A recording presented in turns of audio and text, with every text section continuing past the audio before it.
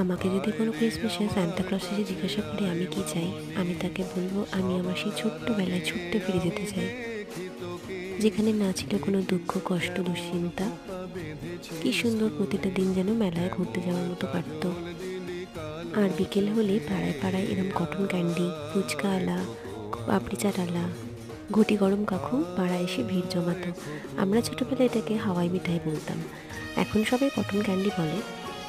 সেই cotton candy হোক আর হাওয়াই মিঠাই, ছোটোবেলার এটি ছিল আমার প্রিয় একটি খাবারের মধ্যে। যদিও এগুলো শরীরের পক্ষে ভালো না, স্বাস্থ্যের পক্ষে ক্ষতিকারক, তবুও মাঝে মধ্যে তো ভালোই লাগে বলুন ছোটোবেলায় ফিরে যেতে। চিনি খাওয়া ক্ষতিকারক জেনেও আমি আমার মেয়েকে এটি কিনে দিয়েছিলাম, কারণ আমি চাই ও উপভোগ করুক ওর ছোটোবেলাটা ঠিক যেমন আমি করেছি।